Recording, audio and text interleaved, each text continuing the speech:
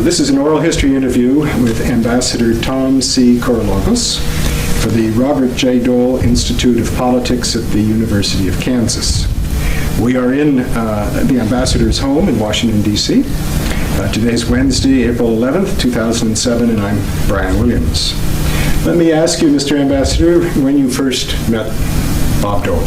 Well, when you first called, I was trying to figure that out, and I think the answer is when I worked in the White House, in the Nixon White House years in 1971, when he was chairman of the RNC, he used to come to our leadership meetings.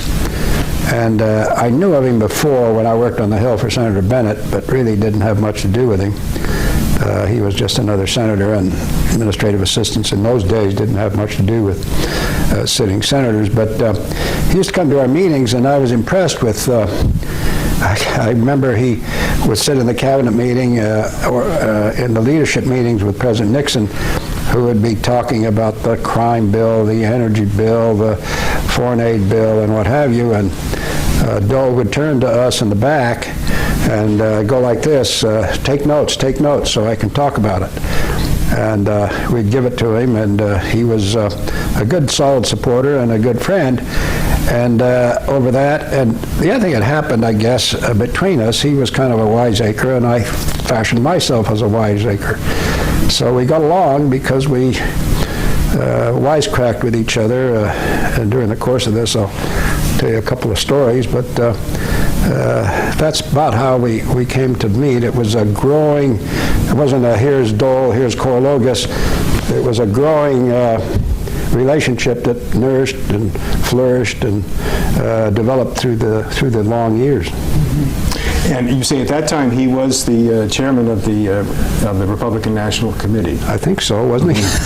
Well, 71 through 73. Yeah, he was chairman of the RNC.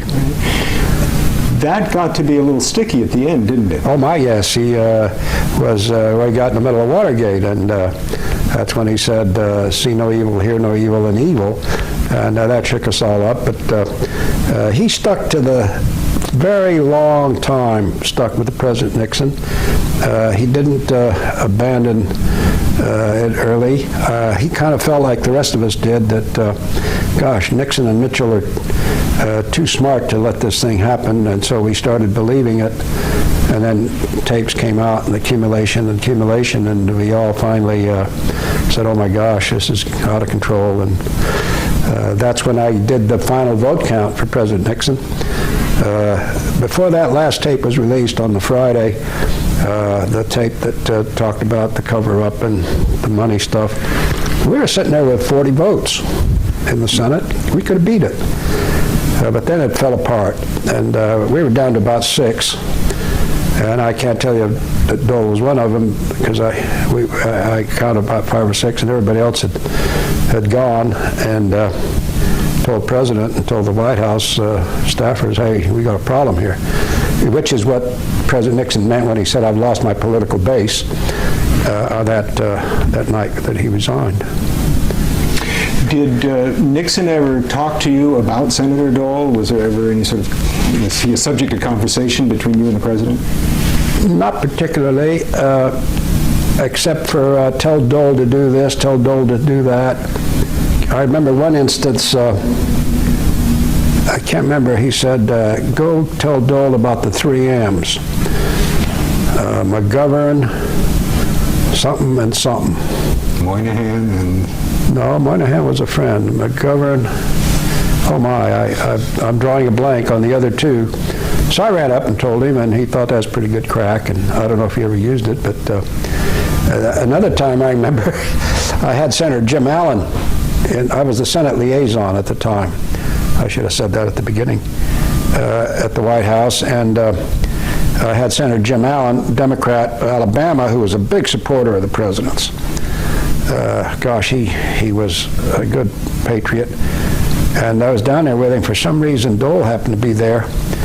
And Nixon said, come here, both of you.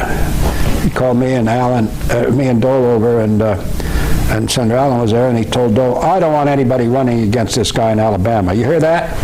Pointing his finger at Dole. Dole said, well, sure, yes, sir, okay, sounds good to me.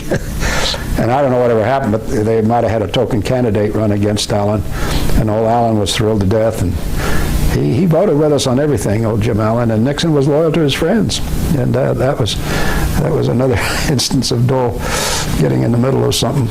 Now, you were asked to become the senatorial liaison because of your experience with Senator Bennett, was that correct? Yes, sir. And how did you begin your relationship with Nixon? What was that like? I went down to the White House as an assistant to a man named Gene Cowan, who was Hugh Scott's former administrative assistant, and they beefed up the staff a little bit. Interestingly enough, I got there on April Fool's Day, 1971, April 1st. And what they wanted to do is, Cowan and Scott were perceived as I figured this out later, it didn't occur to me for a long time, were perceived as the liberal wing, and we needed help with the conservatives. We were down to, I can't remember how many Senate votes we had for the Republicans, and we needed Democrat support. Well, it was easier for Wallace Bennett's guy to go talk to Easton and Stennis and Allen and Sparkman and McClellan and all those Bo Weevils from the Democratic side of the Senate than it was for Hugh Scott's guy. Because senators tend to look through you, right through you, just like you're a pane of glass, and see where you came from. Oh, Wallace Bennett's guy, he's one of us.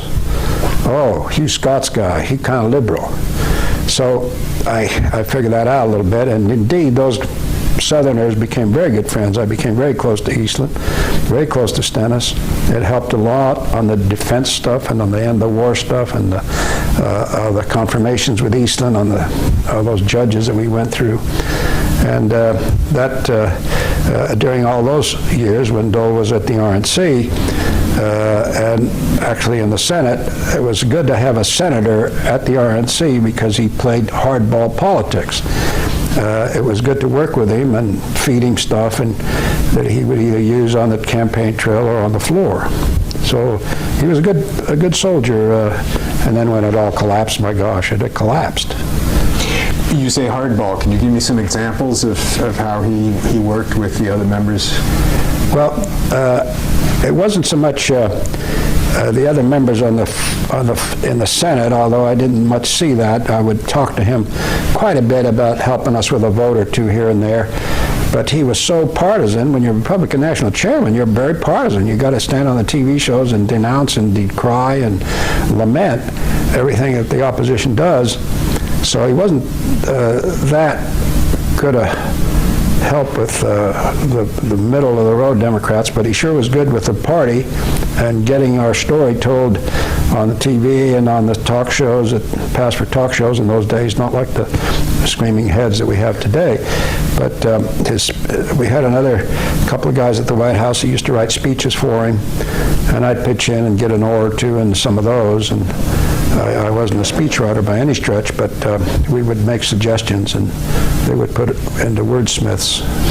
This must have been a heady time for you, I would think, as a pretty young man, and suddenly with this fine company and whatnot. Well, yeah, it was kind of exciting. I used to say, Greek bartender's son now works in the White House. My dad, when I went to Washington the first time, he was a big Democrat, and when Senator Bennett signed me up to go to Washington, he called his buddy up and said, I'm a Republican now.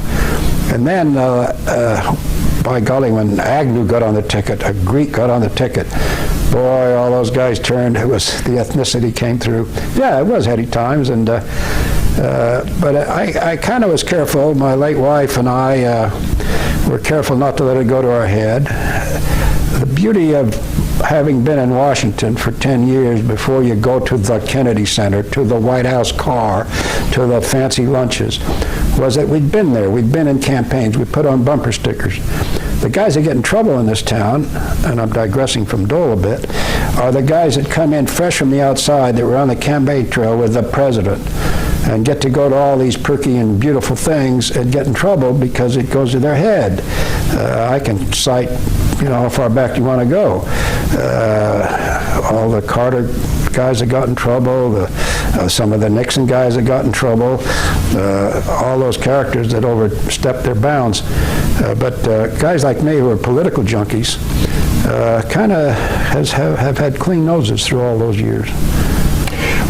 As the son of a Democrat, when did you find your conservative Republican roots? Well, I guess the first time I voted. I suppose I voted for Eisenhower because he was a war hero, and then pretty soon started voting for Republicans in the Senate. I was in Utah. Utah is a very conservative, boll weevil state. I was against federal aid to education, and started grew on me, and I got into I was a reporter on the paper, then I was in the advertising business, and they had corporations, and it kind of grew on me. And how did you come to Senator Bennett's attention? Well, what happened is I worked at the ad agency that handled his 1962 senatorial race against a guy named David King, and it was a tight race, and I didn't do much at the campaign except at the ad agency doing some of the gopher work. And when the campaign ended, his press secretary decided to go get a real job downtown, and they were looking for a media person.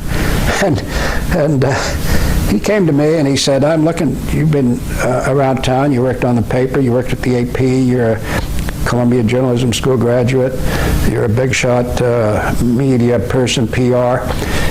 Find me somebody to come to my office."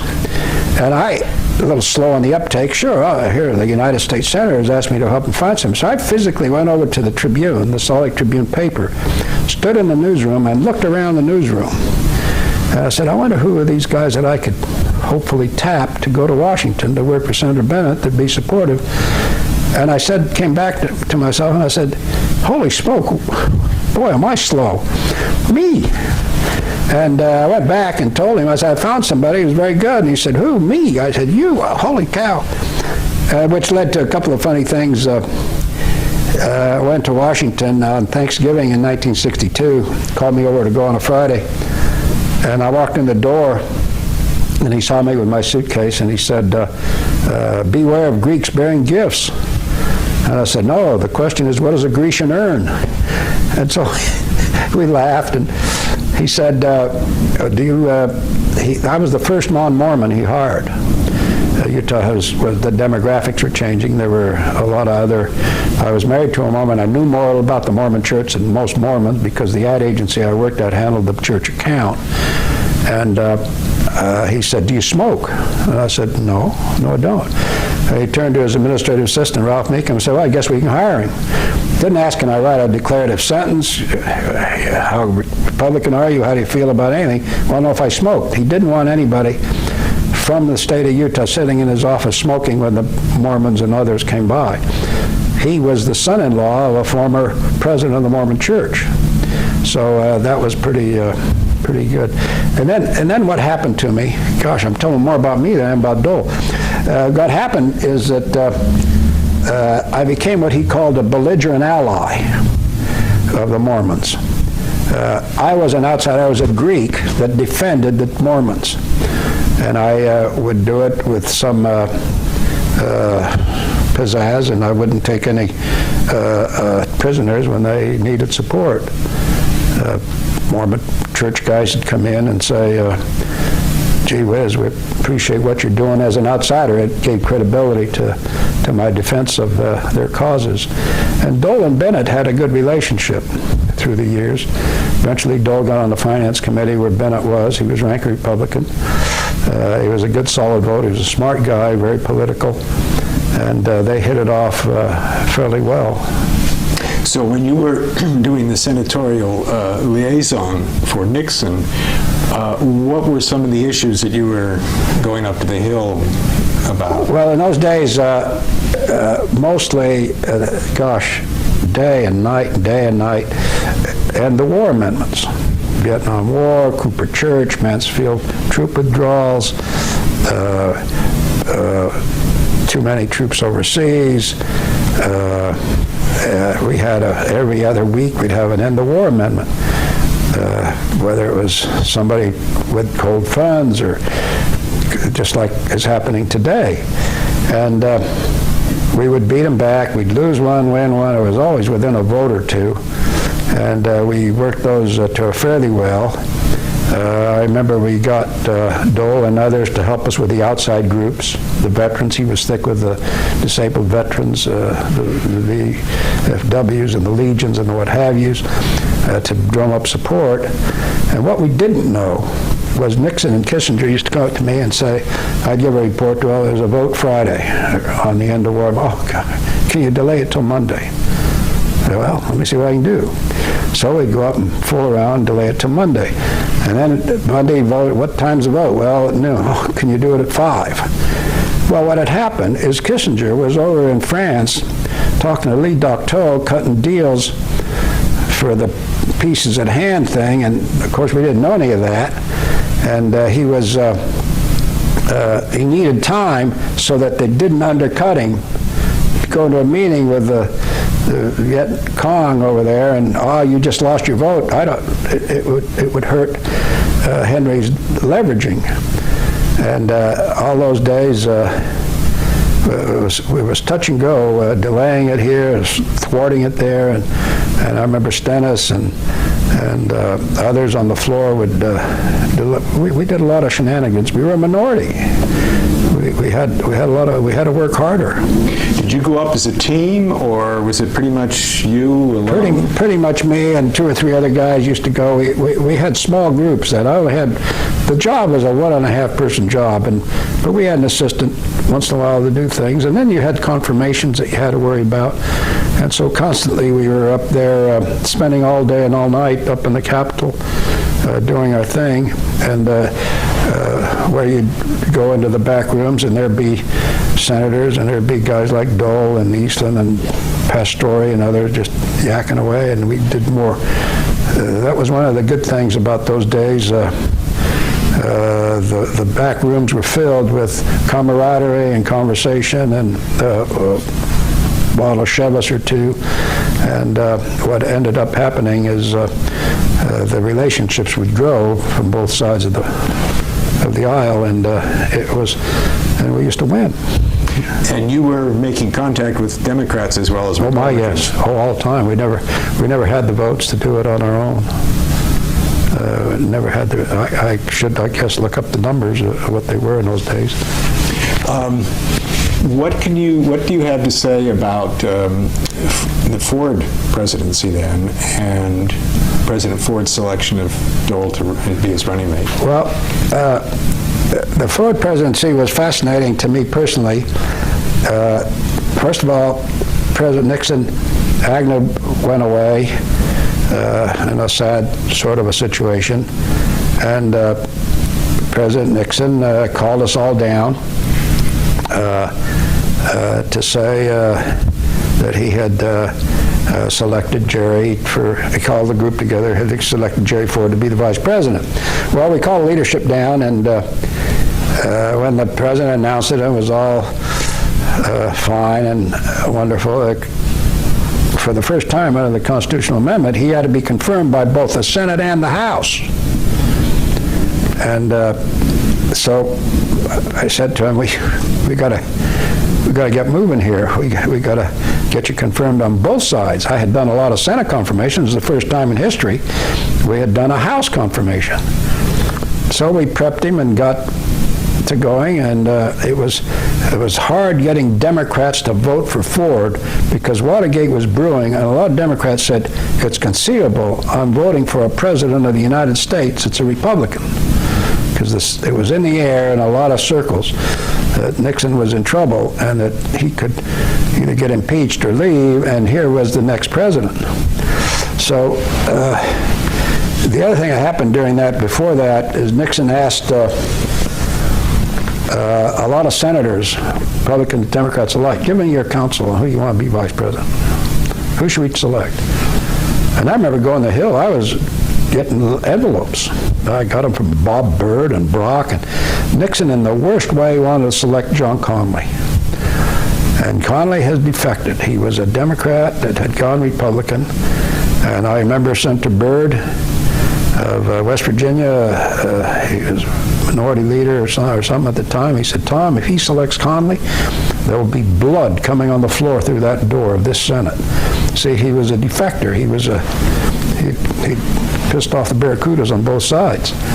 So what he ended up doing was he'd pass these back, and pretty soon they chose Ford. Hugh Scott was unhappy that he didn't get selected because he thought he had a deal with Nixon that it would not be pick Scott or Ford. They were both leaders at the time. They used to come to leadership meetings. Somehow, I don't know how Scott got it in his head. And I told his staff, I said, you know, the trouble with senators and presidents and leaders is they talk like Casey Stengel. God, nobody knows what they mean. They go around Robin Hood's barn, and yes, and so who knows what got to somebody's head. And so he named Ford, and we got him confirmed both through the House and through the Senate. So did you work long with the Ford administration? Yeah, I was there a year. See, the other thing we wanted to do is cleanse ourselves from Watergate. A lot of people thought I was deep throat, and I laughed at that. And frankly, I didn't think there was a deep throat, still don't. Never mind that guy, senile that he was, they outed him and it felt. I don't think any one person knew all that stuff. I'm absolutely convinced that nobody knew. Nixon didn't know all that stuff. Nobody knew all that stuff. I think deep throat was an amalgamation of a whole lot of leaks. And deep throat was an excuse to get another source. And then with this, so I'm a conspiracy theorist. And so they named Felt as the culprit. But during all those days, the Ford presidency evolved into a very positive. It was our long national nightmare is over. And then we had the leadership come down for a meeting with the new president-to-be in the East Room. Nixon went away and gave one of those, and it was sad as could be. Everybody was down in the dumps. And the leaders were ready to come in to meet the new president, who'd been president now 25 yards from the East Room to the Red Room where they were going to swear him, where he was going to meet and greet. And I stood there with him, Mr. President, sir, can we start the meeting with the leaders? And he said, sure, who you got down here? Well, I did a naughty thing. The leaders were standing over there by the door, and I was here looking at them, and Jerry Ford was in front of me looking at me. And I saw all those guys waiting, and I talked and talked and talked for show, to show that all those guys, that the President and I were having a tete-a-tete, having a big, long conversation. I can't remember what. I filibustered for the longest time. It could have been 2 or 3 minutes just yakking away. And I said, oh, here they are. And never mind, they'd been standing there for 5 minutes. So as they started to come in, President Ford said, now you listen to me. He said, you are the only Senate person I have around here. Everybody else is a House person, Timmons, even guys like Hartman and everybody else, Marsh, all those guys were House guys. You are the Senate, the only Senate person I have. He used the word creature. You're the only Senate creature I got. Don't you let anybody talk you into leaving. Well, the president's been now president 20 minutes, and he's just hired me. I got 2 or 3 kids. I'm out of a job. What's going to happen to all us Nixon guys? So he just hired me, and I'm happy as a clam. My gosh, the president's hired me. So when the party and everything, the reception was over, I went down to the White House mess to lunch, and all the Nixon people were down there, and I remember saying in a loud voice, in an obnoxious way, you Nixon guys are in a heap of trouble. And the president had just hired me, and then we hit it off pretty good. But you only stayed with Ford for about a year. Correct. Then we left and opened our own company, Timmons and Company. Well, I continued to do Republican things. I continued to do confirmations. I continued to be we had corporate clients that we'd go up and see senators about, so nothing changed really, except I was doing it for money instead of love. Did you have any role in the selection of Bob Dole for the running mate, or? I was at the convention in the back rooms running the official proceedings for the convention.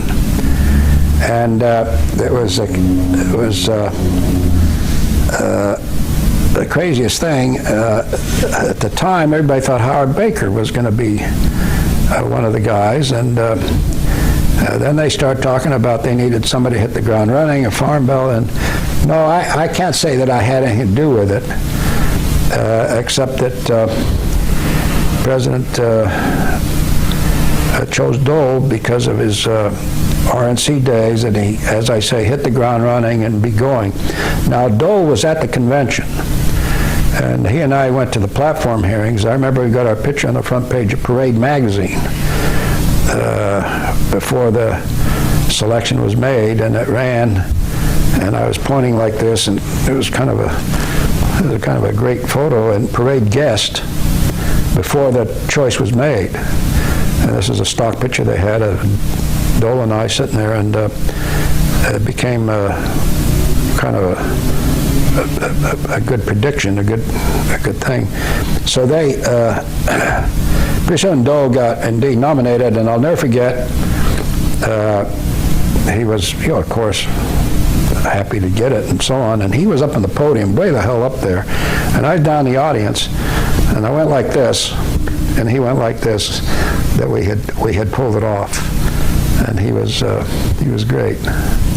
Then did you play any role in his campaigning? Not so much. We were all working for President Ford, and when the convention was over, he went off. I didn't do much in that race. No, I did more in the other one when he was involved in when he ran in '96, but I didn't do that much with him. Can't say that I did. I've read the observation that President Ford preferred to go play golf during that campaign, and that Bob Dole was the one who was really carrying the heavy weight. Was that true? Oh, I don't know that that's true. No, Ford campaigned well. I don't know. I never heard that. But Dole did a lot of heavy lifting and was out doing a lot of campaigning. I remember one of the states that they wished that they'd beaten was Delaware. They was late coming in, and a couple electoral votes, and Dole would have been vice president. And I remember he said to me or somebody, God darn it, he said, another week I'd have been vice president, because it was moving toward Ford. Any other observations that he shared with you about that particular campaign?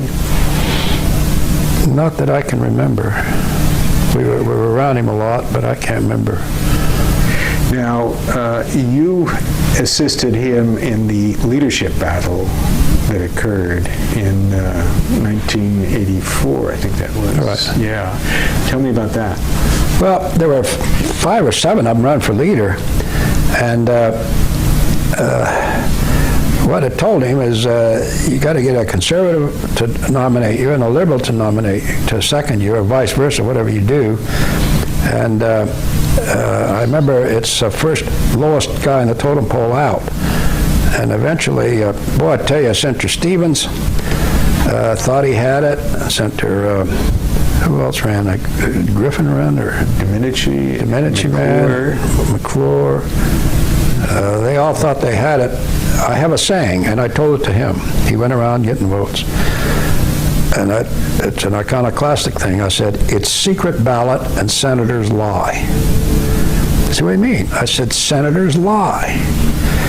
You'll have 50 votes. Never mind, there are only 40 senators. They lie. They all want you to think they voted for you. And when it was, I told that to Stevens, I told that to all of them. And he said, I didn't believe you. You're absolutely right. It got so bad in some of those leadership races that Senate leaders would have guys watching how long did it take to write out Dole, D-O-L-E, versus Domenici, versus Byrd, versus Kennedy. So they changed the ballot to a checkoff, to an X, rather than writing the name out, because people would watch and see whose name are you writing down. Then he had a felt pen. Oh, I'm going to look at that ballot and see how he voted. The hardest thing to handicap in the world in this town is a leadership race. The guys, senators from the same state won't vote for you because they don't want them to get ahead of you.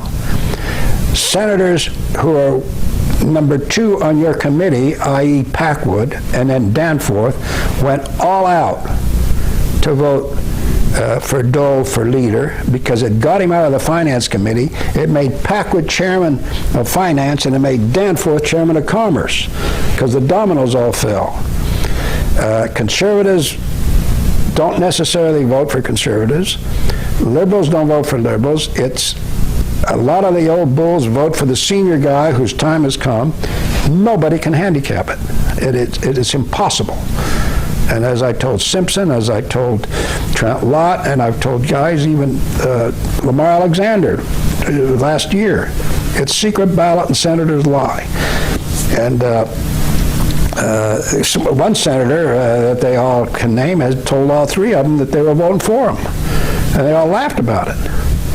So to that end, I remember they went to the leadership meeting, and Howard Green, my friend, are you going to interview Howard Green? Senator's Secretary of the Majority. I think we may, yes. Yeah. Well, let him tell you the story. And don't tell him I told you this, but he was counting the votes in the back. And he went like this with his thumb to Dole, and Dole said, me? And Howard said, yes. And then they announced that it was Dole, and Dole was the leader, and he and Elizabeth came up with a dog, and they had a party in the Finance Committee room, and it was all wonderful and warm and lovely. But then Howard immediately, when the vote is over, I went up to his office.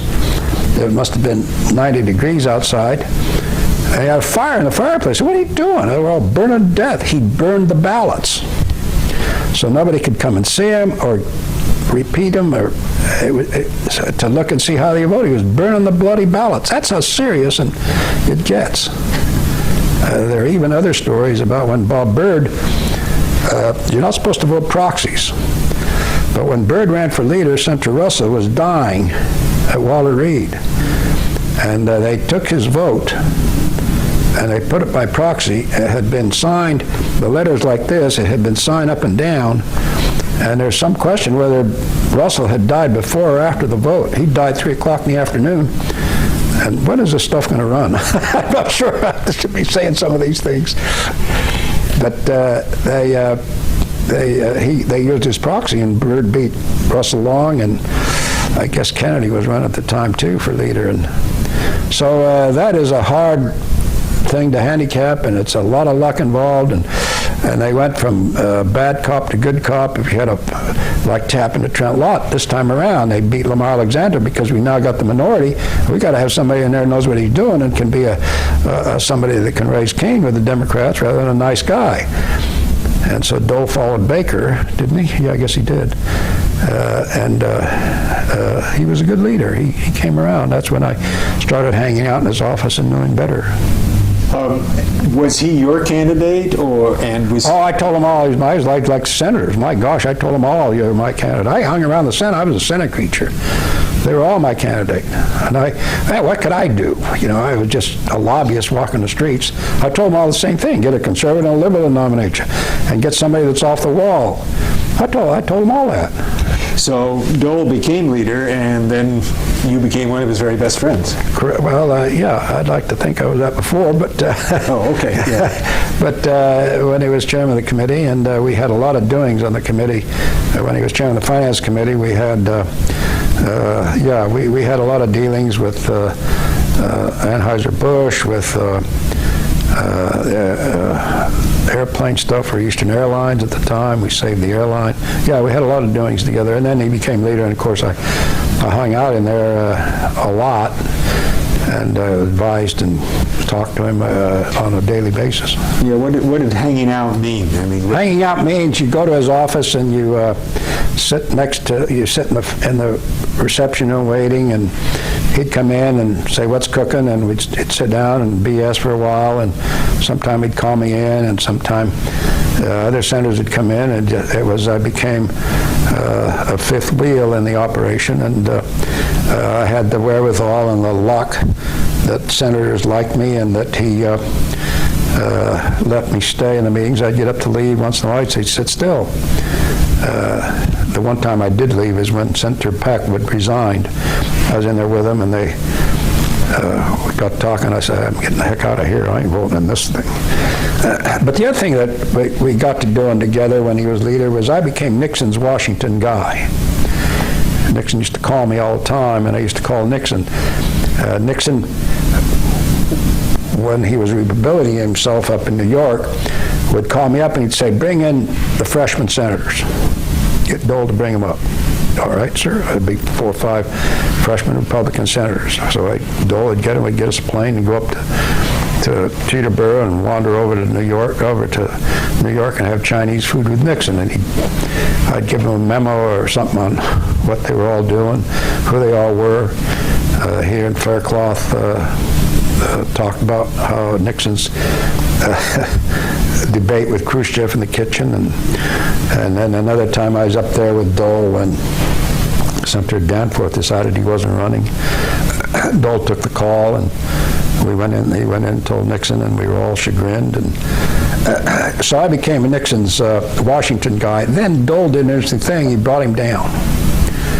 He brought him to Washington for he'd park him in his office, in the back room there at the leader's office, at 4 or 5 o'clock in the afternoon, serve drinks, and usher in senators to go listen to Nixon tour the world. Nixon knew what the hell he's talking about. But what Nixon did is he'd call me up and he'd say, what's going on in the Senate? I was the world's leading expert on the Senate from the outside. Then he'd call John Lehman up and he'd say, what's going on in defense? Former Secretary of the Navy. Then he'd call somebody else up, what's going on in the banks? And then he'd call somebody else up, what's going on here? And he was doing his own little tutorial. And he was doing like going to school. And so we'd bring him down, and he knew a hell of a lot about a lot of things. And he toured the world. He was great on foreign affairs. He didn't need notes. 2 memorable ones when Dole brought him down was he and Bob Michael, don't hold me to what anniversary it was. It was an anniversary of Nixon's inauguration. 20 years, was it, or whatever? Might have been, 25. And so they had this big dinner, and not the Mansfield room, the other room. Maybe it wasn't. No, it was the other room. But then in Johnson room, and Byrd was there, and all the Democrat senators, and I happened to be, Dole had me come in there because I was a Nixon guy. And Nixon gave a tour of the world. It was great. And then, I'll never forget, Byrd stood up and said the funniest thing. He said, I want everybody to know that I was going, 2 or 3 months ago, I was going to Russia. He was the leader, and I was going to see Khrushchev, not Gorbachev. He said, well, I decided to call President Carter about, hey, I'm supposed to see Gorbachev, what do you think? And he told me some things which, were okay. And he said, then I called Jerry Ford. And I said, hey, I'm about to go see Carter, and he said some things. And so then I called Nixon. He said, my gosh, it's as though he knew I was calling him. He gave me this tour, said, now you tell him just because this election is up that this is not going to be any change in American policy, and you tell him that, and you tell him this, and you tell him that. And that's how he introduced Nixon. And he said, it's as though Nixon knew I was calling him. So when Nixon stood up, he said, Bob, I gave up bugging a long time ago. I didn't know you were calling. So he praised Nixon for the knowledge that he had. And Dole put that together. And then another one he put together, he got to the Democrats to put one on. Byrd put one on in his office for the Democrats. And I remember I went there to the Appropriation Committee room where Byrd was hanging out in the Capitol. And they brought in all these Democrats that had voted against and were charging Nixon with all kinds of high crimes and misdemeanors during the Watergate days. And Nixon gave them a tour de force of that.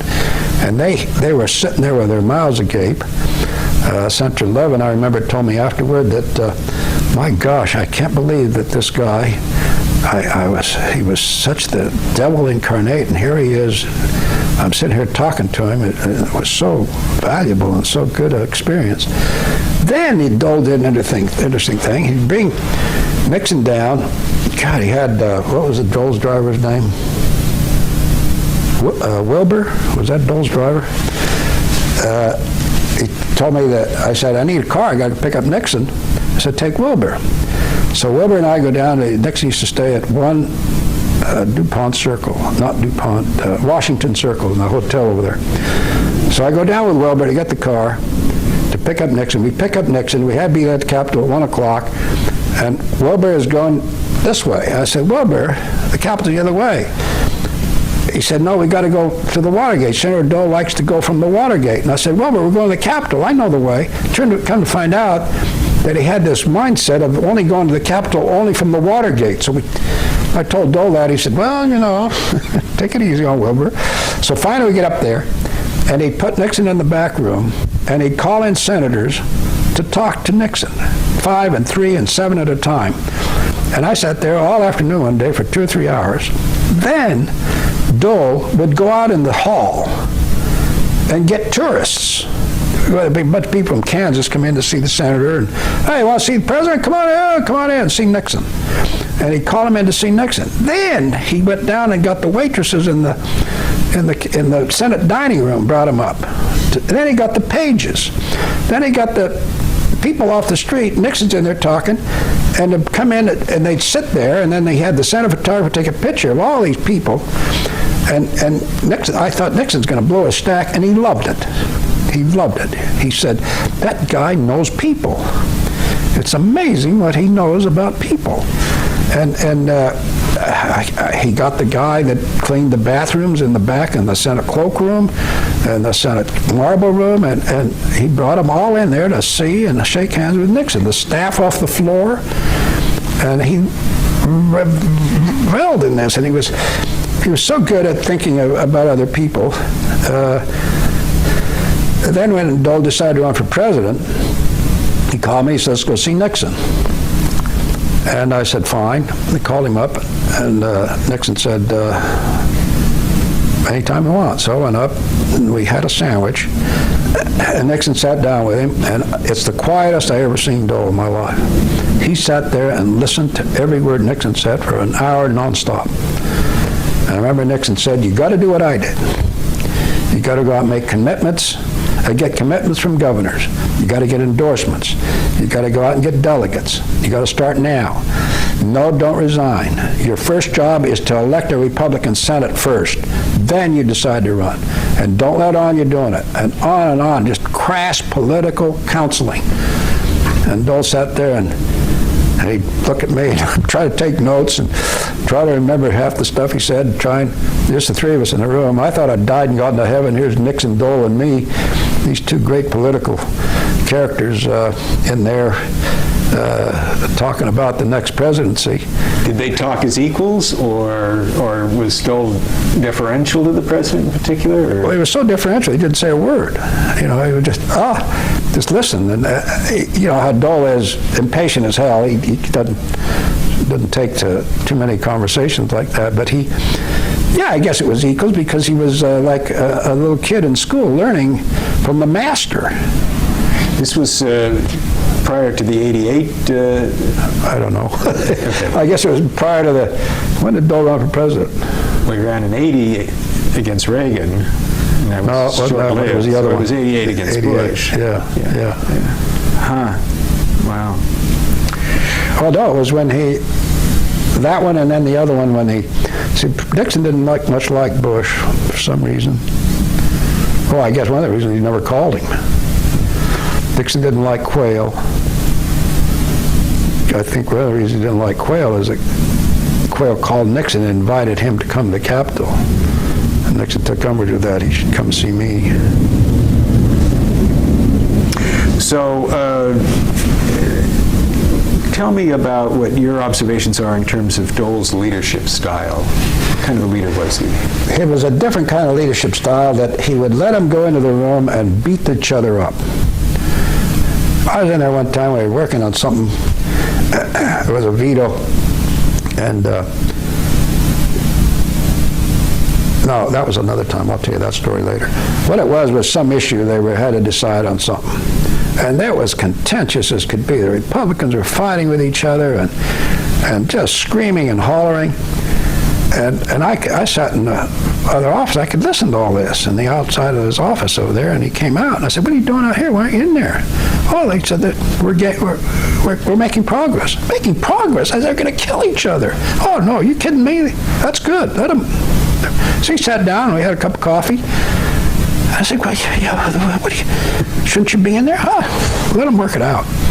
And it did. It settled down. That was his leadership style. Let it work it out was his mantra. And sure enough, they came forward and worked it out. And he was a good lobbyist. When the President Bush vetoed I'll never forget, he vetoed the communications bill, the Telecom Act of some kind. And Dole was working like hell. And he used to go to him and say, no, I'm a leader and you're going to follow me. You understand that? I'm either going to lead or not. You tell me whether you're going to follow me. I'm your leader. This is different. This isn't the issue. The issue has disappeared. This is support the president. And I'd hear him say that to him in no uncertain terms, and they'd quiver. And sure enough, he cut deals with more than one or two guys.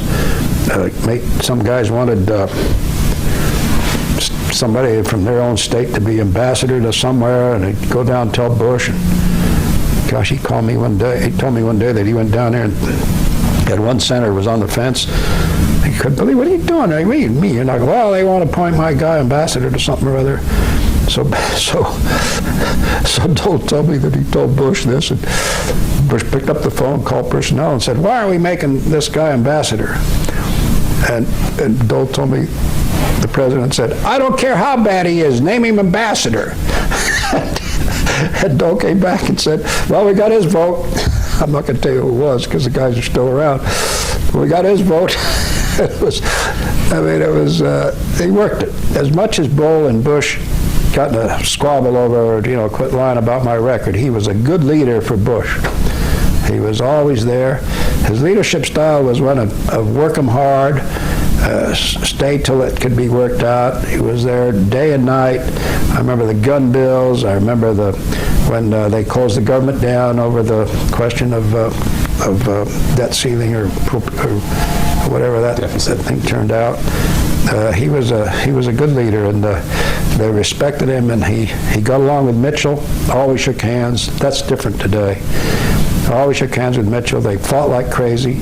I remember President Bush came to Dole's office once, and they went in, and it was a surprise drop-in, and they yacked away for a while, and I was sitting there, looking back on this, I don't know how the heck I got away with just sitting there day and night in his office. I was kind of I did some lobbying, got paid for doing some stuff, but I got a lot done in there. And so Bush came in, and we sat there and yak away, and he said, come on, let's go. And Bush said, where are we going? He said, we're going over to see Mitchell. Going to see Mitchell? Yeah, come on. It was the White House staff. Oh, it wasn't on the agenda. Oh, my goodness. Baloney. They'd traipse down and see Mitchell in the leader's office. So he came. I didn't go to that. But he came back and said the funniest thing. He said, we walked in, and here's the President of the United States and George Mitchell's leadership office, and said, hi, is George here? And the staff all quivered, and they went out and got him. And Mitchell was in a meeting with two guys from Maine on some, I don't want to say sewer thing, but some diversion of some water thing that they were working on. And Mitchell bounced out of his chair and said, gee whiz, yeah, gosh, I'll be right back, he told the guys. And Mitchell, being smarter as hell, said, come on, I want you to meet a couple of guys from Maine. The leaders don't forget from where they came, and Dole didn't either. They're from Kansas first. You ain't getting elected in Kansas and Maine. You ain't gonna be leader long.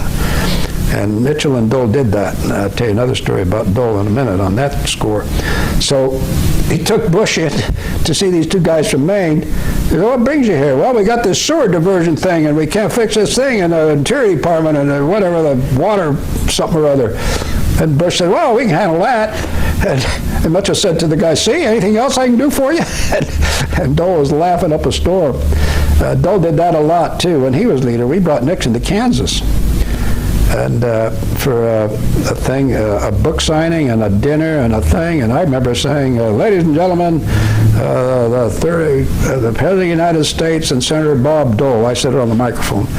And they all went out, and Nixon gave this big, long speech, and what Dole had done, smart as can be, he bought Nixon's book. And he had stacks of them around to give to the people that came. Must have been 100 people in the room, all gaga over Nixon coming to Kansas.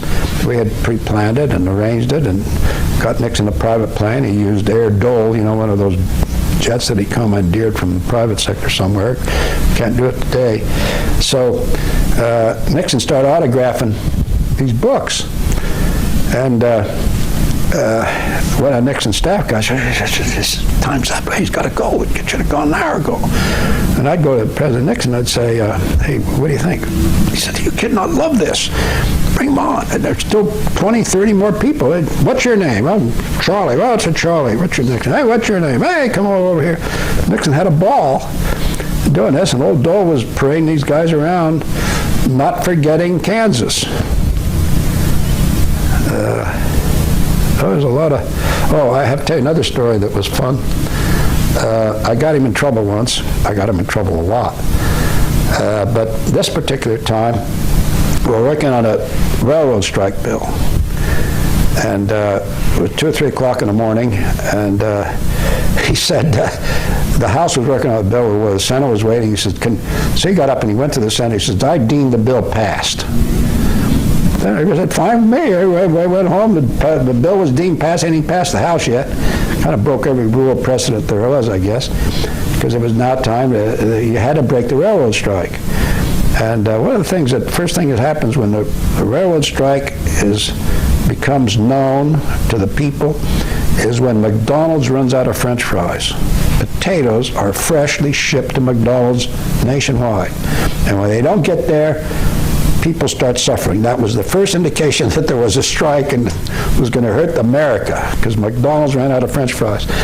So they passed the bill, and it was deemed passed. So Dole came in and said to Sheila, what's my schedule tomorrow? And she said, you're doing this at 8 and 9. I said, early in the morning, 10, 11. At noon, you and Speaker Foley are meeting the Dalai Lama. So the Dalai Lama, what am I doing with the Dalai Lama? I don't want to do that. And he said, yes, you are. You know, that's the Dalai Lama's coming up the steps. It's a big deal. And the speaker's going to meet him out at the back steps. So he turns to me and he said, hey, Korologos, you hang around these Greek priests all the time. How do you address the Dalai Lama? And I said, well, that's easy. It's hello, Dolly. So glad seeing you, Dolly. So fast forward, the next day, I'm hanging out, going back up, wandering around the halls, and every cop, every staffer, all the pages, the leader's looking for you. The leader's looking for you. Dole's looking for you. One of them said, Dole's looking for you. He's madder than hell. So what's he mad as me for? So I finally found him. I said, you looking for me, boss? He said, yeah, you got me in trouble. I said, what do you mean I got you in trouble? What did I do? He said, come to find out, when Dole and Foley were waiting for the Dalai Lama to drive up in his car, he turned around to the international media and started singing, hello, Dolly. So long, and it became a full-blown international incident. But he's mad at me because I told him to do that, like always happens. So that was one of the funny stories that I remember. Another time, he brought, then Elizabeth started, he went to testify for her to be Secretary of Labor or Transportation or something. I remember he got in there, he said, I regret that I have but one wife to give to my country. And then he and, you know who was good that you ought to interview is Tymczuk, the speechwriter, worked for Senator Smith in Oregon. Terry Tymczuk, Tymchuck.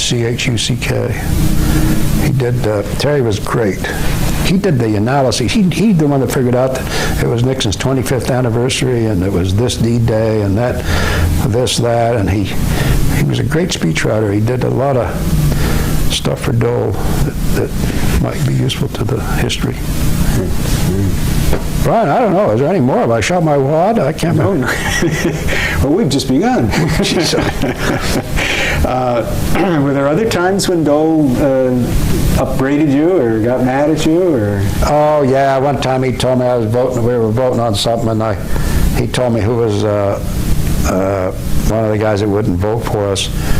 And so I'm a lobbyist, I get paid to hustle votes, so we hammered his home state and put some heat on him, and he heard about it from the senator. You told, how do they know I wasn't voting for you? God damn it, I told you, Korologos, you should have done that. You got me in trouble.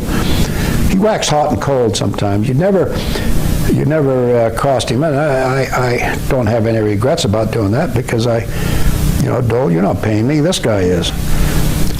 My client is. And so that was one time, but he got over it.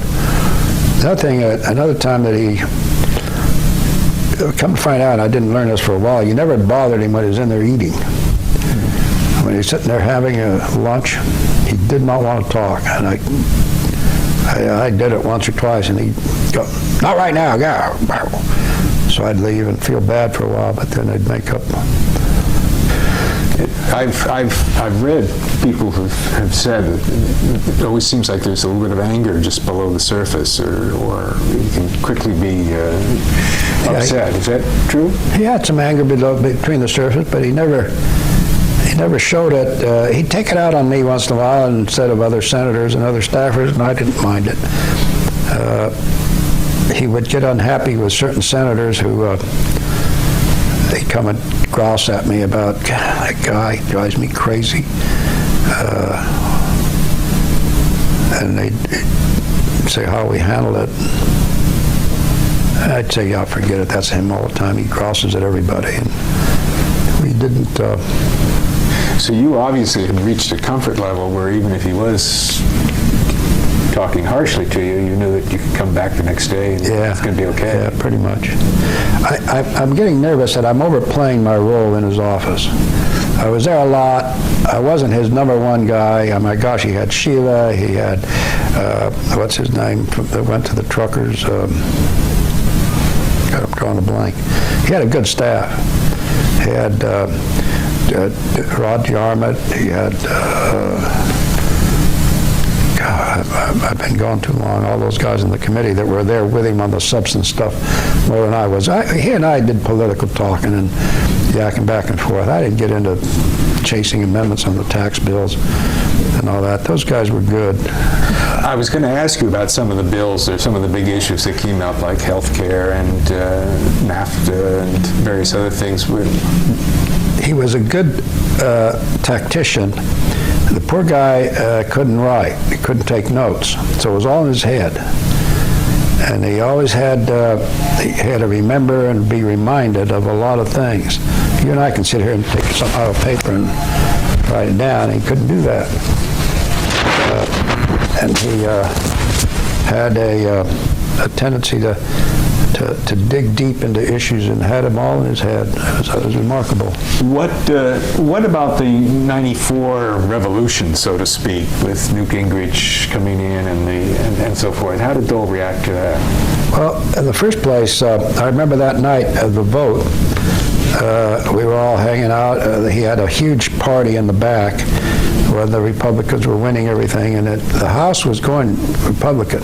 And we didn't know what the Senate was going to do. Senator Gorton looked like he might lose. It would have been a disaster because he'd lost. So he and the other guy's name was Jim Whittinghill, and I and Elizabeth were in there looking at the votes and counting polls, and Whit called somebody and then says it's okay. And he was very pleased with that. And there was a point with which he did not want to go too far, because his relationship with the Democrats and his role as a leader was not to take the car over the cliff, which is what he didn't do on the waiting period on guns, on the Brady bill. He didn't do it on when they shut down the government, when he said that's enough.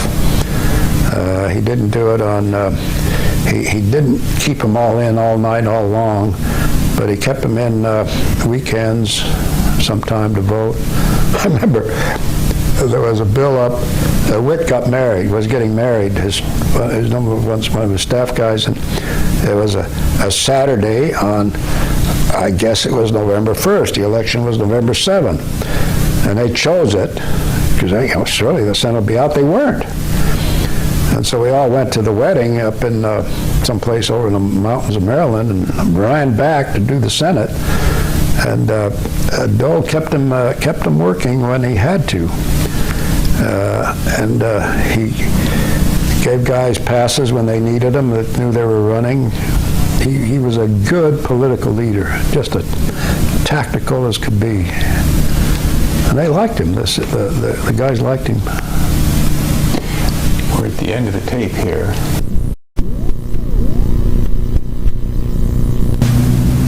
All right, let's talk about the 1996 presidential race. Well, he decided to jump into it, and I had been helping him and Elizabeth at conventions.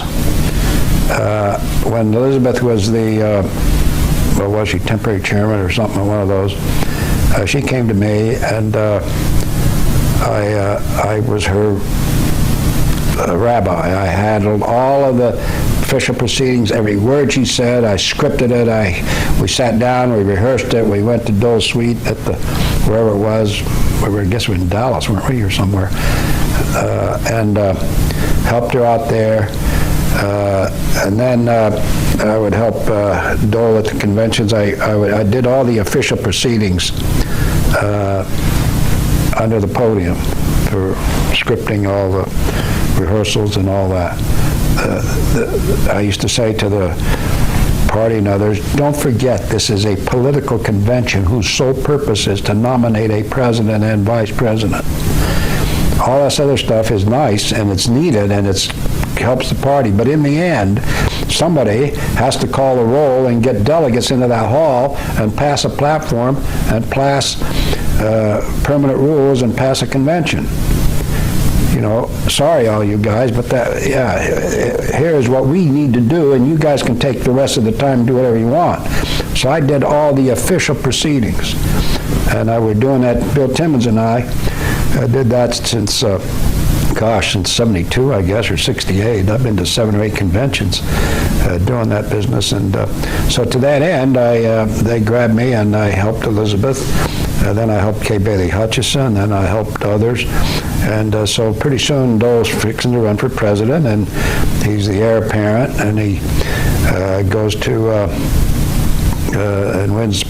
He lost to Buchanan the first primary, didn't he? And I went up to Maine, and was shook up, and then we went to.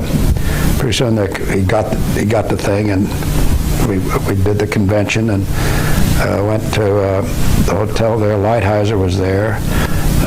Others who were running the policy stuff at the convention, the Dole positions on things, and some of it we made up. But God, I'll never forget, the Voice of America guy came up to me and said, we'd like you to do a World Link, not World Link. What was the word he used? WorldNet. A WorldNet interview. You know Dole? And I said, sure. So we did a WorldNet interview, and what that meant was that they got a bunch of, one of them was Nigeria, one of them was in someplace else in Africa, Ethiopia, another one was in Morocco. This was a WorldNet in Africa.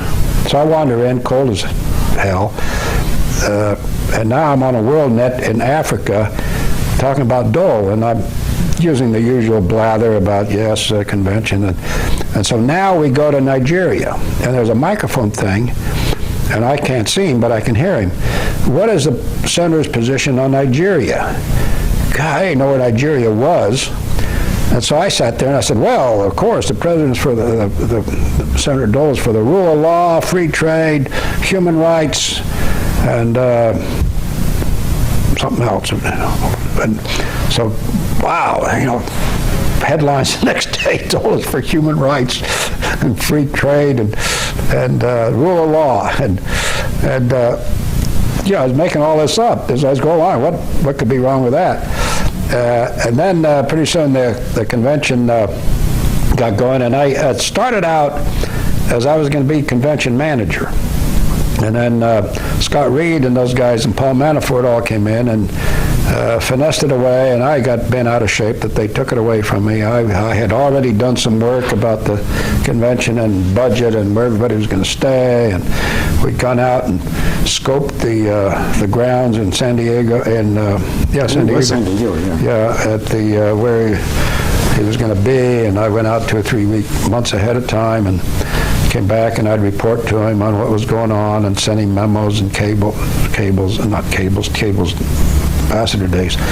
So, and then and in the end, they were better at it than I would have been.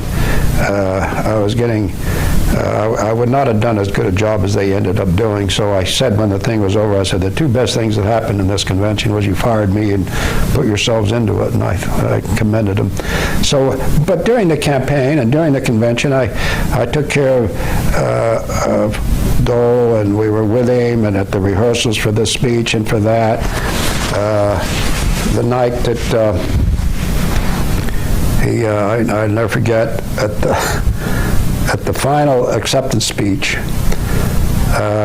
he said to me, is my tie straight? And I said, yeah, you look fine. Fixed piece of hair that kept falling. And I said, you know what? And I said, what? And I said, you finally get to speak last at one of these things. He was always, and he remembered that, and he used it a little later. But he did well. I scolded him once at I'm getting wrapped around which one it was, but he was sitting at the podium.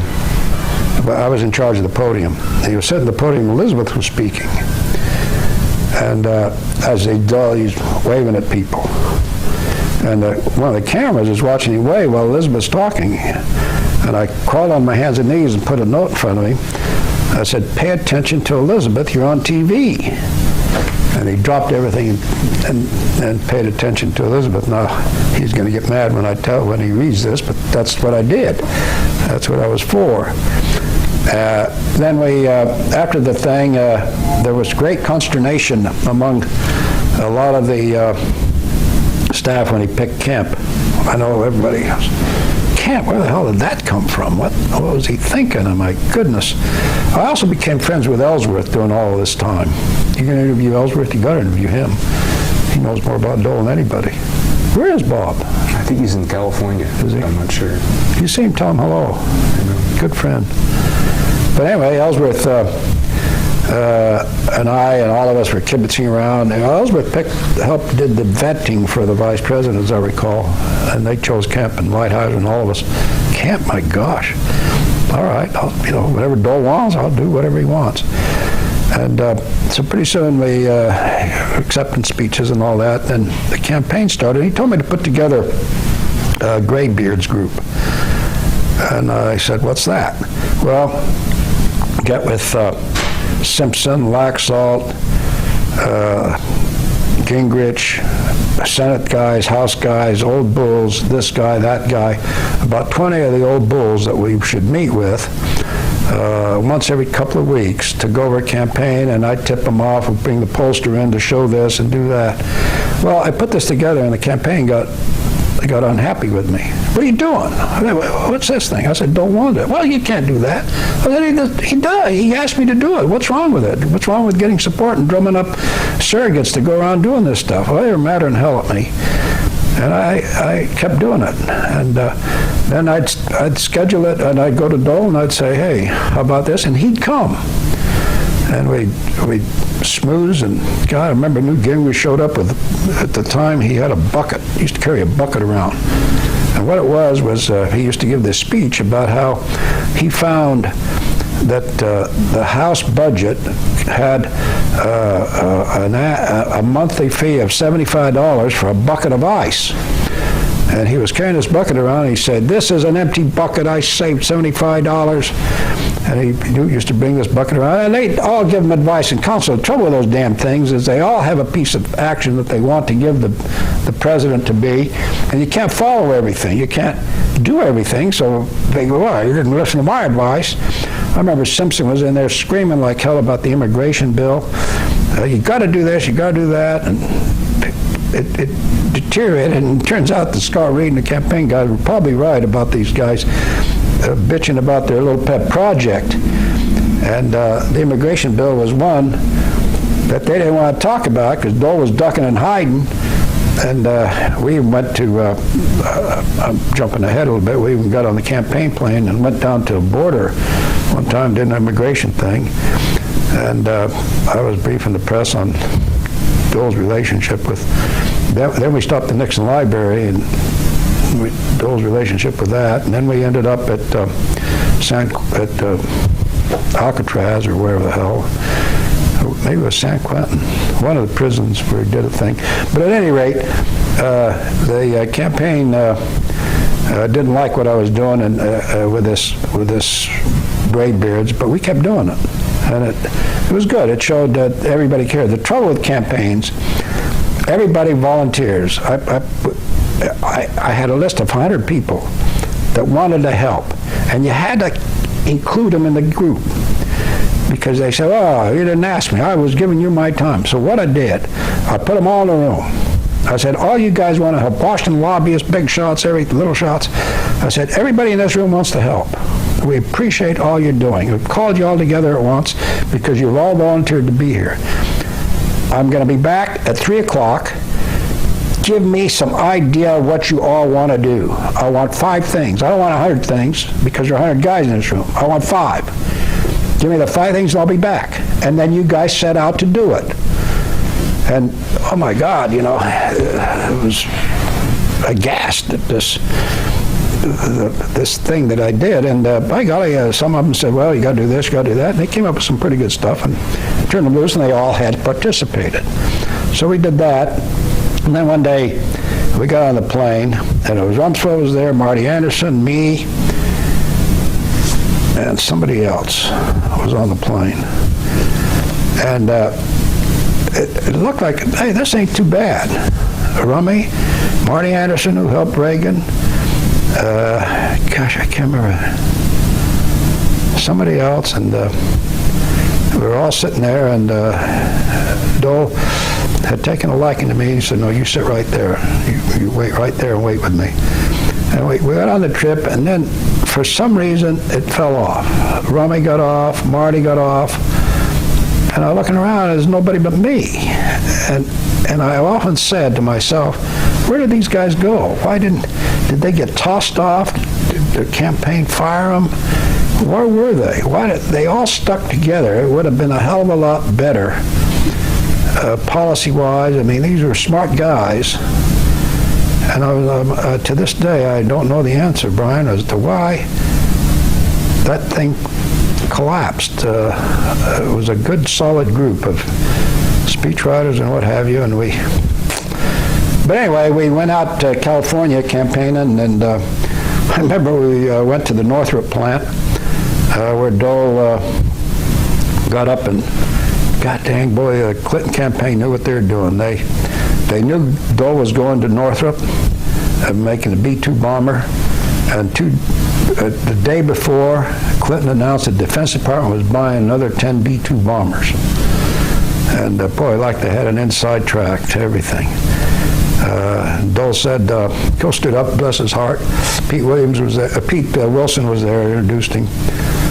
And I told Pete that, you know, if Dole comes out here 2 or 3 more times this year, we'll get up to 100 B-2s in a minute. And Pete said, gee, can I use that? And I said, well, let me ask Dole. Maybe he wants to use it. And Dole said, no, let Pete say it. And Pete did. Governor Wilson at the time said, yeah, we got to bring Dole out here. You come out, we'll fix the B-2, we keep the production going. And then I never forget, we were at one stop somewhere, and there were 3 or 4 or 5, he brought 4 or 5 congressmen on the plane. I can't remember their names or who they were. And we all got off the plane, they all waved, California guys, I guess. And they all waved, and he said, get in the car with me. I got in front of me, we got to talk, we got some things to talk about. Get in the car. So I said, fine. So we got in the car and started off, and I said, what's up? I said, nothing, I just didn't want to ride with any of those guys. We just rested and closed our eyes. And then another time I ended up with him somewhere. I guess it was St. Louis. I'm mixing a lot of stories in. I was in St. Louis doing a fundraiser, and August Bush was a client. So we got August Bush, and it raised a ton of money out there. It was Sam Fox, who's now the ambassador, and took my place in Belgium, and August, and all these guys. And August said, write me an introduction. So I stood up and I wrote, and I got in the paper. I wrote, ladies and gentlemen, let me tell you why you're all here. We have a man in front of us who is going to be either President of the United States, Vice President of the United States, Chairman of the Senate Finance Committee, ranking Republican of the Finance Committee, and if none of those, or a majority leader of the Senate, minority leader of the Senate, and if he ain't going to be one of those things, his wife's going to be something. That's why you're here. And laughter and laughter, and it was right. I mean, here's a guy that was going to be one of 15 things at leadership in this country. And we played on that for a while, and we went to a fence thing. God, it was terribly ugly at the California border there.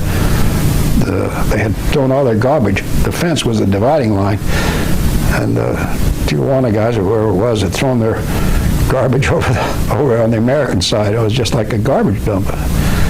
But we sat there in the heat. Then we went to Oakland to pick up Elizabeth, and she was so cute. The plane pulls up, and she gets out of her car and goes like this, like hitchhiking for a ride. And she got on the plane and campaigned with us for the next stop, whatever it was. It was heady times. Those were exciting, good times. And then the damn election came, and we didn't do a darn thing. It was interesting. I went over to the headquarters Timmons, my partner, and I were doing the transition, the Dole transition, when he's going to be president. GSA has to provide space and what have you. And golly, we're down in the dumps and the polls. And Timmons and I were the most optimistic guys in the world. That we wanted space, and we wanted it ready on the next morning so the transition could begin. And GSA wouldn't give us space, and we got mad. And turned out they were right. But I went over there, and I was one of the few guys that talked about the campaign. Everybody else was holed up upstairs and wouldn't talk. And that's when Dole came down and said, well, it's over, and I'm going to wake up tomorrow morning, first time in my life, with nothing to do. But he recovered and did well. At his firm, he went over there, and I helped him out a lot there, and not a lot, but I was with him over time. It's too bad Joanne Coe has died. She'd have been good for your thing. What about how Dole absorbed the defeat? Can you say anything else about that? I don't remember too much about that. I wasn't around him that much, I guess. I went to Florida one time with him at the place down there it was Brinkley, Strauss, Dole, and somebody else had a condo down there somewhere. I don't remember much. You mentioned San Diego, and gave a lot of details there. Of course, Elizabeth Dole's speech was quite memorable. Yeah. What role did you have to play in that? Well, we orchestrated it. I hope we say this after Elizabeth dies, too. She was a real pain. She was hard to work with. I took high maintenance for her speech and for what she was wearing, and we had this stage with big steps, and I said to her during the rehearsal, Elizabeth, you can't wear those high heels on there, you're going to fall down. And she got madder than hell. She'd be rehearsing, and so we had to put in special steps for the Dole stroll that she did. It worked marvelously. But what happened is she had a mic without wires on it. And I guess even in '96, the quality was today, because you can do it in a minute, but they had huge lights and electronics, and I mean, my gosh, television and everything up there, and it screwed up the microphone thing, and we knew it wasn't going to work, and she refused to have a wire to go to the thing. So we had one. She had this Dole stroll, and she'd go around and ask questions, but we knew it wasn't going to work eventually. And bless her heart, when it died, we casually slipped her one with a wire on it. She picked up and didn't miss a beat. I'm not sure she knew we had one squirreled away for when the thing was going to fold on us. And that worked. Another one that was just one of the staffers, I remember, was some woman. They brought in a bunch of Kansans to be along the row when Dole was going to walk in, to walk to the stage and accept the nomination, so he could see friendly faces. We had them all put down in a row. And one of them, I went to the meeting and told them what the scenario was. And one of them said, ooh, can we take pictures? And this one staffer said, no, Dole has got to be concentrating on his speech. And I said, bullshit, what do you mean concentrate? It's a wild, screaming audience. Nobody's concentrating on anything. Of course you can take pictures. So I got a fight with whoever this lady was. It made me mad. I did a lot of stuff like that. I kamikazed around, screamed at people. Let's go back to all these confirmations that you did. What stands out in your mind about those? Well, the one that I didn't do was Bork. I didn't do it. I did it, but we lost it. And Dole was leader at the time, and he was, bless his heart, he was more out there in front for Bork than even the White House. The White House wanted to KO on Bork. He was becoming an embarrassment. I heard from him. He's got to do the right thing. But Dole wouldn't give up. And I had to talk with him. And see, I was Bork's guy. I was in charge. Got hell from the conservatives because I didn't do it right. What happened is Bork fooled us. So I thought he was going to be better than he was in the hearing. And he didn't schmooze. He was the Einstein of the law. He knew every little nuance of the USC 35, 46, Wainwright, but he didn't schmooze. He didn't come across as a human being. And so what happened is it started fading on us, and Dole stuck by him and called leadership meetings, and Thurman and all of us worked it like crazy. And there was a fellow by the name of Jerry Ford who came and testified for Bork when he was out of office. Reagan was president. And I remember we briefed Jerry at the, not Blair House, it's the one around the corner where he stayed. And Dole came down to that to talk to Ford and to, is that where Ford testified? Yeah, it was for Bork. Yeah, it was for Bork. But what Dole was doing, fishing for Ford's endorsement for president, see, in '96. And I tipped him off that we were going down brief, and he came down, and they did some private talking. I don't know what happened. But we had the hearing, and it didn't go well. They had a war room, and they beat us, just flat beat us. If they'd have named Scalia second, if they named Bork first, I handled Scalia's too.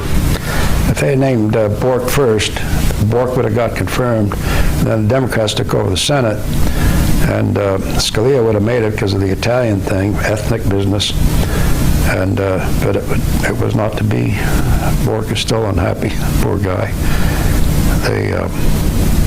That was a sad thing. It boggles my mind that he's not on the court. He's smarter than all of them, smarter than Rehnquist, smarter than all of them. I handled Rehnquist twice, his confirmation twice. I did Rumsfeld this last time around, everybody in the Defense Department, Rumsfeld, Wolfowitz, Feith, and all those characters. I counted them one time. I guess there's 300 or 400. I've done 10 a year for 40 years. And what does doing it entail? it means you're the shepherd, you're the babysitter. Getting confirmed is an arcane art. You've never done it before. They have never gone through the process of having gone through the ringer of going through to be confirmed for a job where everything is laid bare. You have no rights. It's open season to ask you anything they want. I helped Cheney with his nomination for Defense Secretary. I helped Rockefeller when he was Vice President, nominee Ford, as I say, both House and Senate. So you start meeting well in advance? You start meeting well in advance. I take them aside. I say to them, first day, I say to them, first meeting. By the way, I don't get paid a dime for this. This is all for love of country. Pro bono and nothing. I don't ever want to get anything. I get nothing. And first thing I say to them is, what is there in your background that you may have done, either as a student or as a child or as a Boy Scout or a church or anywhere, that you are nervous about because those guys on the committee are going to find it and ask you about it. I'm not telling you to tell me what it is, but get an answer in your head, because it's going to come up. Well, I had one guy who had 2 drunken driving convictions in the same night. Not convictions, arrests. He was drunken driving in Georgetown, crossed Key Bridge, and the cops let him go, and 5 minutes later got a drunken driving ticket in Virginia. And he was up for confirmation. He said, what are we going to do about that? I said, we're going to tell the committee. He was a graduate student, GW Georgetown or somewhere, and we're going to tell the committee. Rehnquist, when the old Senate doctor was handling his bad back, he overdosed him on pain pills. So Rehnquist, and this has come out later, was at Bethesda going hallucinations and walking up and down the hall screaming at ghosts or something because he was on pills. Well, that showed up in the health report. And I went to Biden with Laxalt and a bunch of them, and I said, gentlemen, he is likely, does everybody agree that we're going to probably eventually confirm Rehnquist for Chief Justice? And they said, well, yeah, I guess so. Here, read this. Do we really want this out in the public domain? You take a look at it. I know we're not hiding anything, but don't you think it's time? And by golly, old Biden, bless his heart, said, yeah, yep, this cannot be revealed. It will hurt the system. And I've been friends with Biden ever since. It was an honorable thing to do. Another guy, my favorite story is some guy came in and I told him that, what is there in your background you may have done? I can't remember what the heck they confirmed him for. He was up for, that you have done that's going to embarrass the president and you. And he thought about it for a second. I looked up from my desk for my notes, and he said, how do they know that? And I said, oh, what? He said, oh, never mind. He withdrew his name. So something hit a chord, and he withdrew his name. He didn't want anybody to know. I say to them, your role in this process is that of a bridegroom at a wedding. Stay out of the way, be on time, and keep your mouth shut. The rules are, it's not fair. The Constitution stops at the hearing room door. You are to grovel before your true masters, the senators. You are to be deferential. You are not allowed to make loud proclamations about, senators do not like to hear loud, big, grandiose plans from unconfirmed nominees. Your role is to get in and get out. This is not a place to make big deal pronouncements or promises. You're allowed to give 3-minute speech, not 5, not 6, not 2, 3. You can have a 50-page insert on your great and glorious things you've done, but you're allowed to get in and get out. Answer the questions. And I said this to Scalia, and I said this to, another thing I learned the hard way is I said this to, read the paper the day your confirmation. I helped Sullivan get confirmed for the HHS job in Bush 1. The day of his confirmation was the day of the Al-R apple scare. Alar was something that coated apples and it caused cancer. Here's the health doctor of America, didn't know anything about it because he didn't read the paper, he was so nervous. So read the paper. Other little tips that you give, I don't know is an acceptable answer. Don't make up things. Don't give the story away just to get confirmed. So it somehow works. I've done so doggone many of them. You know what works and what doesn't. Do you do mock hearings? Oh, all the time. Yeah, we did one with Bork that didn't go well at all. I did a lot of them, but it was all lawyers. All the lawyers were there. Yeah, we do that. I play senator, and I ask them the rottenest questions, and I said, when this is over, I want you to come to me and say, those guys weren't half as bad as you were. If you tell me that, I've succeeded. And then I go to the hearing, to the swearing in, and smile when everybody else takes credit for getting them confirmed. It's a fun process. What about the Tower nomination? Were you involved? I was on the fringes of that and helped. That was a sad state of affairs for the Senate to turn on one of its own. Sam Nunn hurt himself badly with any Republican to get. They weren't going to confirm him for anything. They remember what he did to Tower, and that was a lot of that stuff. I don't know how true it was, but it was a sad day when they turned down a guy like Tower. I got into some murder boards and some briefings with him and some stuff, but in the end, that one didn't work either. I'd like to get your observations on the presidents during your period. I mean, we've talked about Ford and Nixon. What about Jimmy Carter? What was that period like for you? Oh, I remember President Nixon called me for Christmas. He used to call people for Christmas. I said, what do you think of the election? He said, you know what I thought of the election. What kind of a question's that? And I said, he said, how you doing? I said, I'm a little nervous. He said, why? I said, well, we just started our company. Carter's president. Democrats are taking over the world. And here we are, me and Timmons, a Republican firm. He said, you're crazy. Republican firms flourish in Democrat administrations. He says, every business in America thinks the Democrats are in. My gosh, we better hire somebody in Washington who knows what they're doing. And indeed, he was right. We flourished. He said, when Republican administrations are in, corporate America thinks we're safe. Why do we need to hire anybody? So he's right. And we did well. Carter was all over the place. He gave the parking spaces. He cleared what pictures to hang on the wall. And I have said, I used to go around and give speeches to colleges and stuff about the presidency. And come to find out, there is a composite presidency that comes around. All presidents go through the same thing. They win the election. They nominate people to be somewhere. Every one of them, once out of every one of them gets in trouble over something. You know, you want to talk about Wally Hickel? You want to talk about, what's his name, Burt Lance?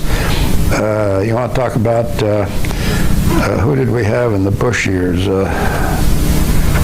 Paul O'Neill got in trouble with Byrd over saying something once, and on and on and on.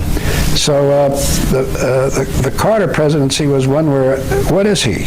He was a nuclear physicist. What do? They touch everything. They got to have their finger in everything. Presidents bring into the job what they were before. Reagan was a governor and an actor. He brought in the governor-actor. Nixon was a lawyer. He wrote long things on yellow pads. Ford was a congressperson. What do? You say 10, we say 5, let's decide on 7.5 and go home. He was a dealer. I remember when Ford was president, he bless his heart, he wanted me to meet people. So he wanted to meet the leadership. So I brought Russell Long down, and Russell Long, chairman of the Finance Committee, was the kind of a guy who moved his chair more forward. I'm sitting there in the Oval Office, and Long has got his chair from over there where that book is, clear over here to where President Ford was sitting, pulling his chair forward. Pretty soon he's got his hands on his knees, Lyndon Johnson style. pounding on him. Here's what we ought to do on this, here's what we ought to do on that. And I got a little nervous because Ford was sitting there, well, that sounds good to me, it sounds good to me. I said, that's not the way we make policy, sir. I didn't say that. I said under my breath. Ford went off somewhere to the Virgin Islands to a big 7 conference of some kind with 7 leaders. Came back and he said, bring Long back. So we brought Long back. This time he was president. He said, now Russell, here's what we're going to do. We're going to do this and this and this and this. And Long said, wow, okay. And I knew that Jerry was now president. He wasn't Congressman Ford, he was President Ford. So Ford did that. Carter was touched everything from the tennis courts to everything. Who was next? Reagan, I guess. Right. I handled the transition for Reagan. My partner Timmons did the big transition. I did all the congressional affairs, and we placed guys in office over on M Street. And we brought Reagan to town, and we did a whole lot of things that were remarkable. This is turning into a thing on me. Is this what you want? Well, it's so fascinating. I can. It's in my book. It's in the Jim Baker book, the Richard Baker book. So anyway, I've now handled the transition, and we did several things. We brought him into town, and he said, bring some senators down. I said, I could bring senators down to meet you, Mr. Governor. Sure, bring them down. He stayed at that place, which I can't remember. Blair House is on Pennsylvania Avenue. This place is on the park over here. Mm-hmm. Jefferson House or Jefferson? I'm sorry, I don't know. Some other house. So I brought them all down and brought Long down and Stennis down, and gosh, I had more fun with Stennis. Stennis was a big promoter of something called the Tennessee Tom Bigby Waterway, which was bringing water from here to there or something in Mississippi that he had been laboring on it for years and years and years. Stennis was also chairman of the Senate Armed Services Committee, which presidents care a lot about. So I told President Reagan, I said, you say the words Tennessee Tom Bigby and you'll support him, and we got Stennis for 8 years. So I said to Stennis, Governor Reagan wants to see you. He said, oh my goodness, what am I going to say to him? So I gave him his script. I gave Reagan his script. So they came down, and right before my eyes, I'm not bragging, I saw these 2 guys reading their original scripts that I had both written. And President Reagan said, you know, this, he screwed it up, this Tennessee Tom Bigby thing. And Stennis says, yeah. He says, I like your support about that, Mr. Chairman. And Stennis lit up, and he turned to me, he says, we're going to get along with this boy. It's going to be all right. And by golly, old Stennis was all right. And Reagan had put some bucks in there for the thing, and he helped us on every defense thing that Reagan wanted. My favorite all-time story, and I told this to Bryce Harlow, and he said, that is the funniest thing he's ever heard. We brought Harrison Schmitt down, who came down. He was an astronaut from New Mexico, senator. We brought him down to see Reagan. And Reagan said to him, you know, this is the 10th anniversary of the landing on the moon, with 15th or whatever year anniversary of the landing on the moon with your landing on the moon. And we had researched, and he said, yeah, that's right. He said, boy, that's a fascinating thing. How was it? And they yacked about it. And then Reagan said to him, you know, one of the things that bothers me, and this was the start of his Star Wars thing, one of the things that bothers me, he said, is through the centuries, through the years, history has had offensive weapons and defensive weapons sort of keeping up with each other. I suppose, he said, you had the sword, and then you had the shield. And you had a rock, and then you had a wall. Then you had this, and you had that. And you had a airplane, you had a bomb shelter, and something. He said, how on earth did the nuclear missile thing get so far ahead offensively from the defense? There's no defense against it. And Schmitt said, oh, no, gee whiz, you're wrong. Why, down in Sandia in New Mexico, it's me and Schmitt and Reagan in the meeting.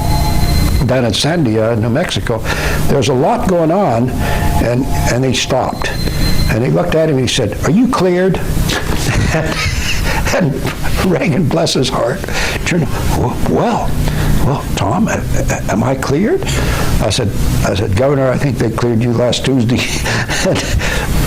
So they went on and talked about whatever the Sandia invention with the Star Wars shooting down planes was all about. And that was really one of the funnier instances. Right. Let me bring it back to finish up today. What observations do you have about Senator Dole working with Bill Clinton? I think it was a respectful relationship.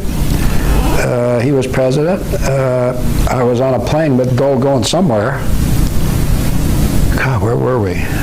You know, one of those Air Dole things. And we were coming back from somewhere, and we had cell phones weren't that sophisticated and good. And I picked up the phone, I guess it was in the plane, and he was sleeping. And they said, President Clinton liked to talk to Dole. And I said, sure. And I shook him, and I said, the president wants to talk to you. So he took a glass of water, and he got on there, and he said, hello, like you always used to do. Mr. President. And he said, no, I'm in a plane coming back from somewhere to somewhere. And he said, okay.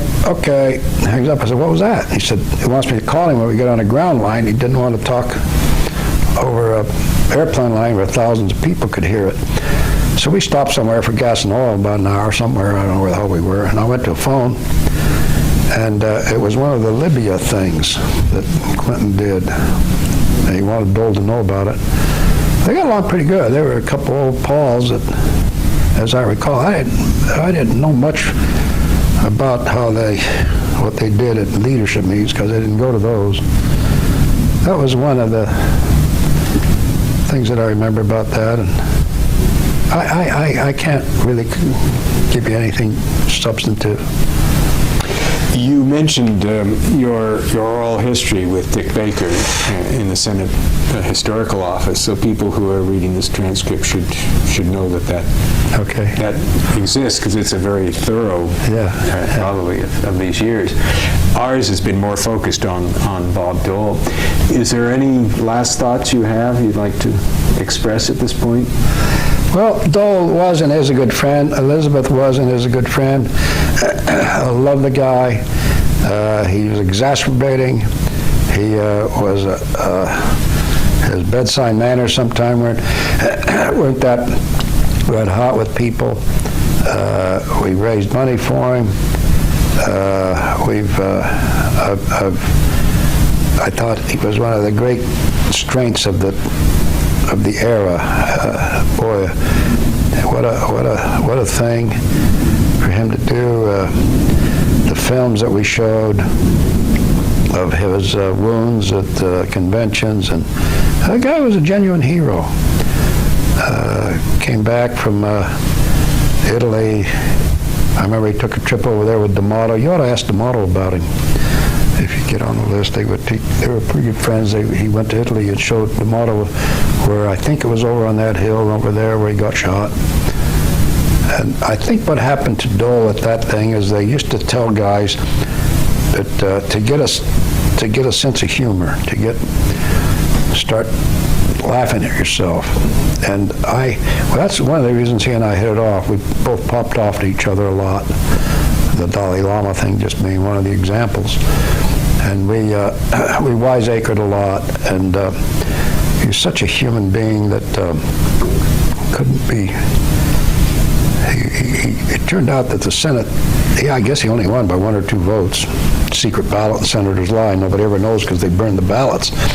I guess he only won by 1 or 2 votes, but what a choice for a leader at the time. He was. Do you think Senator Stevens would have been a very different kind of leader? Oh my gosh, yes. Stevens had a huge temper. Dole had a temper, and Stevens was a screamer, and he still is. Stevens would have been a good, different leader. Stevens was good.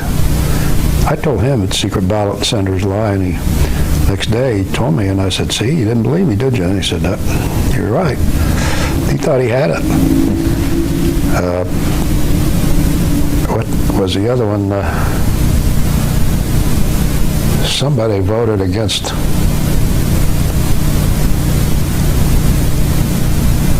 somebody voted, Byrd thought he had Bennett Johnson's vote on something.